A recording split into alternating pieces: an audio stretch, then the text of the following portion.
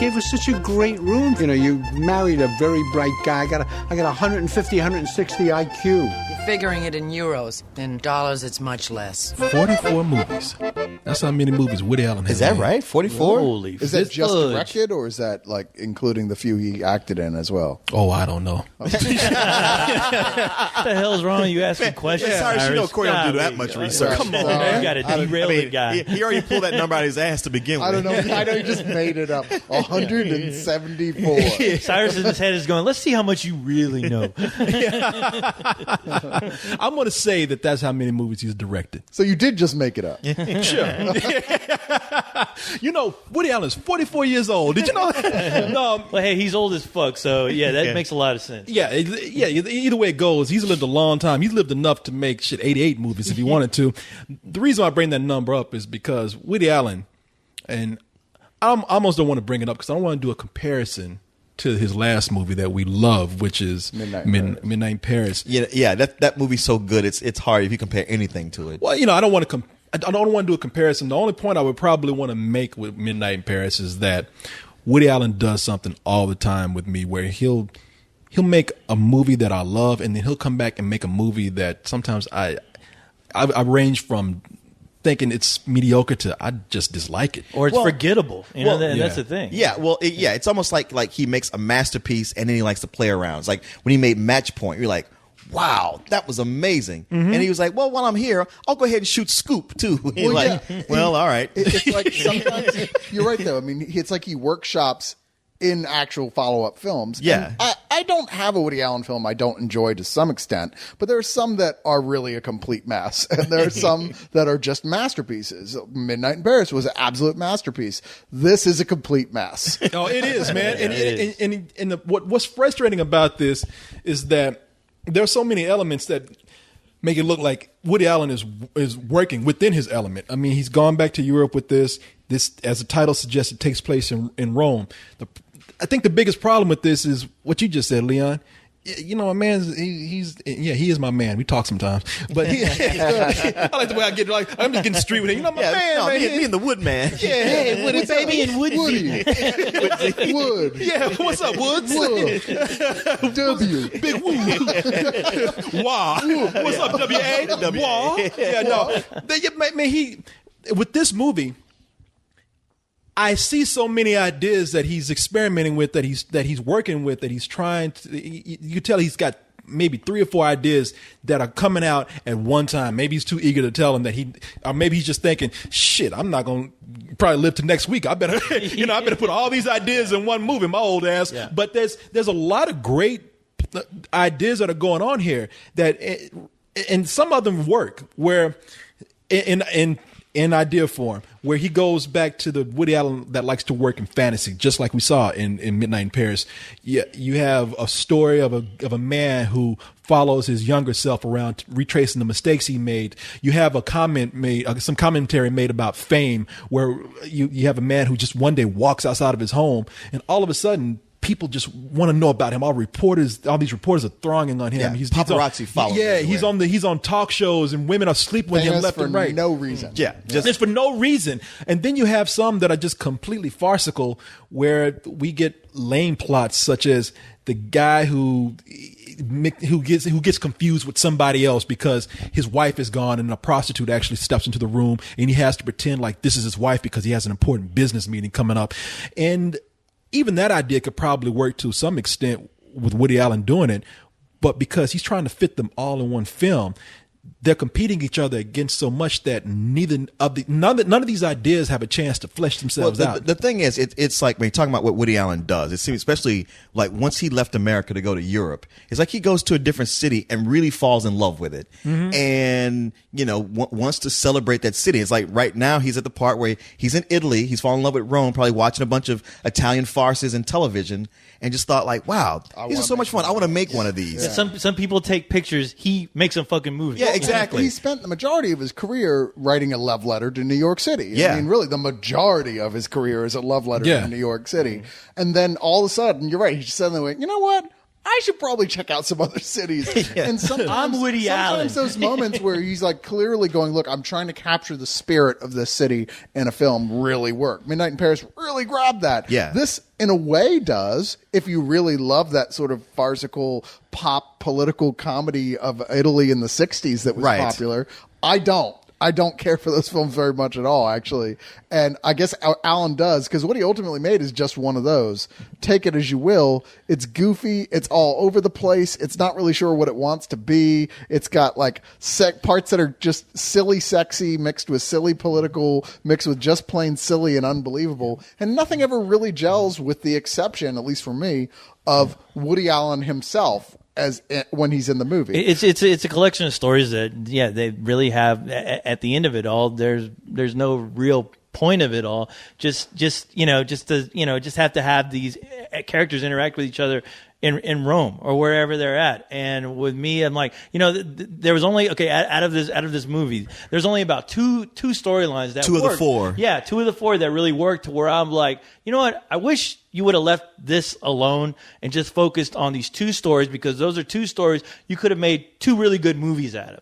The only problem is that now you threw them in this with all this other crap that they're going to be forgotten. Because the thing is, the movie in a way is schizophrenic, because as soon as you're getting interested in one story idea that seems to have something going for it, they switch to something you don't really give two shits about. And it might have been interesting if they had tried to make these stories interweave with each other, right? But they don't. They're totally separate stories. You keep thinking that there'll be some point where they'll all link up, whether you care about them or not. You expect them to connect, and they don't. Like Paul McCartney is the master of taking like a collection of unfinished songs and stitching them together and to make one great song. And it kept feeling like, well, maybe this is going to happen here, but not really. And it's almost one of these things where you go like, wow, man, Woody he didn't pull it together. He dropped the ball. But it's also that feeling like, well, he might drop the ball to you, but he did exactly what he wanted to do. Like, it's almost like he made this movie for himself. He just all his films are made for himself. Yeah, well, like I said, he said, shit, I'm short on life. I ain't got time to make four different fucking movies. I better make all of them in one film. Maybe that does have something to do with it, because really they all do feel like unfinished ideas. I mean, even most of them never really end. They just kind of go peter off. out. Yeah. Well, it's funny because the story that works the best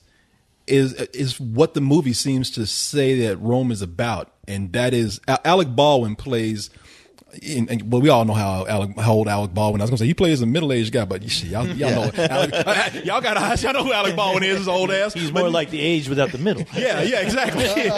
But yeah, he's well aged. He's still a handsome guy. Fine Italian wine. Yeah, fine Italian man. His guy's he is a very successful architect and a very handsome guy, but he goes back and starts to lament on his love life when he was in his 20s. Back when he was Jesse Eisenberg. Back when he was Jesse. That's what I was looking at. That's one thing that was kind of confusing. A weird amount of sense. Yeah, but see, it works in ways of the theme. It's like, man, okay, this seems to be the idea that fantastical romantic idea that works with the theme of this film.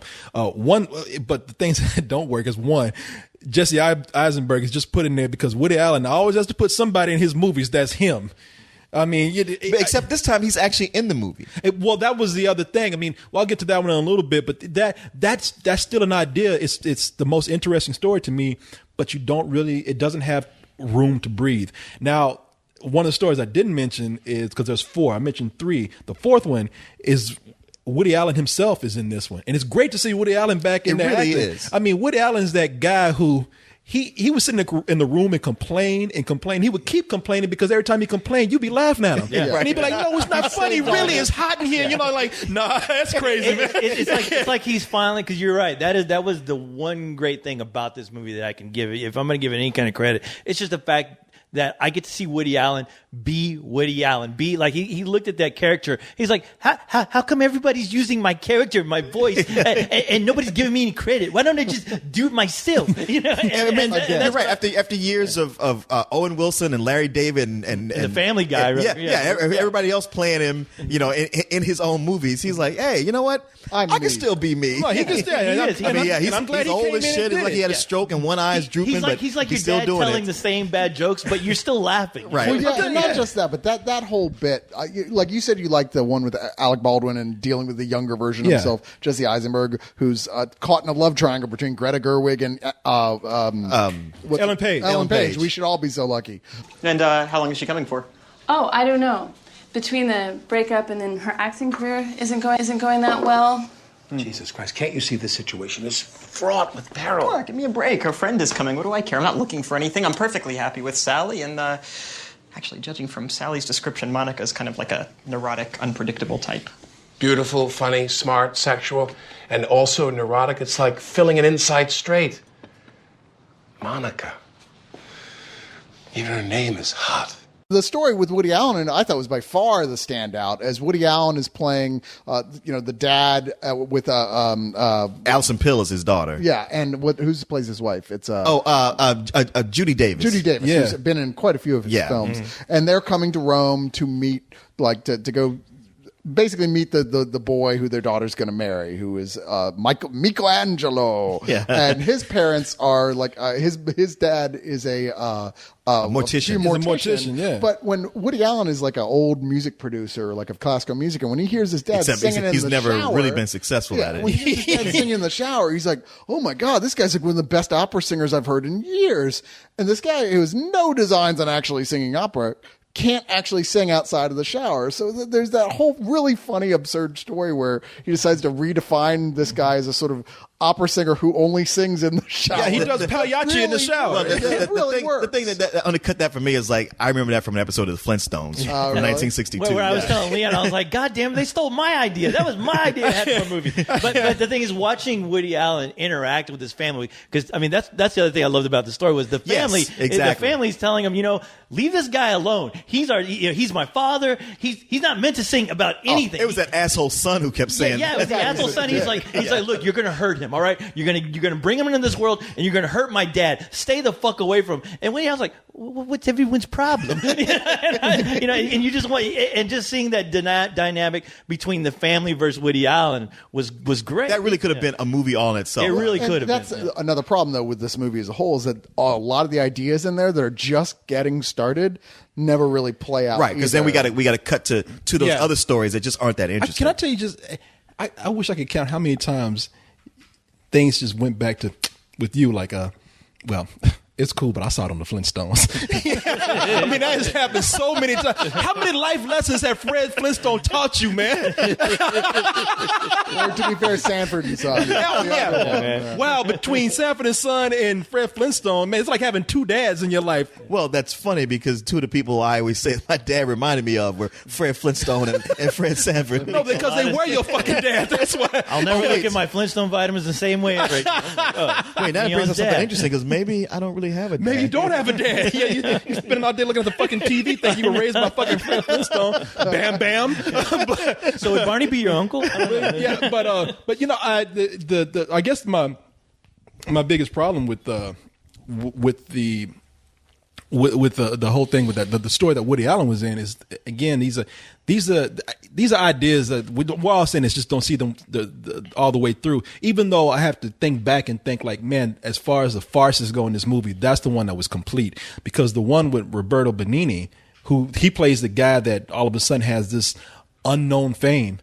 There seemed to be some lesson that was going to be there, or some kind of fable, but they didn't do anything with that. It was just, he just wanted, the whole movie on some degree was trying to draw this line between isn't fame absurd and isn't love absurd, and it never really manages to make these two things come together. And maybe even isn't fidelity absurd. I'm not quite sure. Right. But there was just that whole unfinished, half-baked thing. I mean, I'll say this, at least that one kind of finished, where, I mean, ultimately you've got him going like, no, I don't want this, then it's gone. He's like, no, wait, I want this. What? I mean, you get the joke he's making, but it's just not a very funny joke. It's too obvious. It's too broad. I mean, that's what you do with Roberto Benigni. You give him broad humor, but still, it's not entertaining. Yeah, with the Roberto Benigni part, it's like it seemed like they did have a conclusion, and then they had a character come out of nowhere going, "What you're thinking is wrong," and I was just like, that was weird. Yeah, and I was like, Wait, you just explained. You just, you gave us that thing that we needed to end this, but now we're being told. I was like, Woody Allen, you don't even know what the fuck you're trying to say. You really don't. No, You know what should happen is Sean Penn should come up and punched him in the face.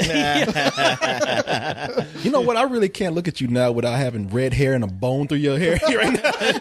Like you have become pebbles to me, Leon. But It's a living. Yeah. Well, wait, my dog was a purple dinosaur. No, he was not. No, that was in your fucking head. Man, hey. An elephant Wait, really- nobody wants an to make an elephant old really- joke like yeah. I really was back there with the Flintstones. An elephant really did give you fall a down shower. on your job. I'm not gonna say what that trunk was he was holding in the shower, but you know something, man. Just wrap it up. I mean, there's some really this movie's so frustrating because there are some ideas I would love to see have their own movie. All of these I would love to see have their own movie, except for that really forgettable subplot with The couple from the country, with Penelope Cruz. With Penelope Cruz as a prostitute. terrible. That was downright bad, and it just adds to the further frustration of just not being able to see these ideas develop into something that could have been very clever. When combined with, you got 4 stories that are going nowhere.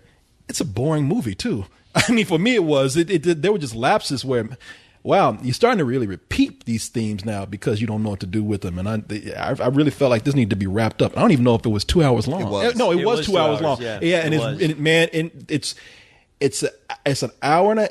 It's a half hour too long, and a half hour could have been completely solved by taking that 1 week story out, the Penelope Cruz story. As much as I love to see Woody Allen back, it's very sad to see him back in such, as Cyrus described, such a messy movie. So I can only give this a rental. I don't know. I don't think about it as being sad. Like I say, it's something we didn't like, but I don't consider it a failure because I feel like he's just playing around. It's like a sketch. It's just too bad that it went as far as it did because you say 30 minutes. I feel like this would have worked best as an hour. It's just like 1 hour, maybe even like a television hour, which is even less than that. But it's just You know what? Fuck it. It's a television commercial. Is it like a television show without the commercials? Or Leon is saying, you know what? If everything was rocks and they had dinosaurs, it could have been awesome. You don't want to let that go. come on, man. 30 minutes long. Get a new joke. Last time I heard that, I fell off my dinosaur. But it's everything we've been saying. It's just you want it to be interesting. There's 2 parts of it that we all agree were interesting and could have been their own movie, or could have been both in one movie where they matched up with each other. It just doesn't happen. And yeah, I can't give this any more than a rental.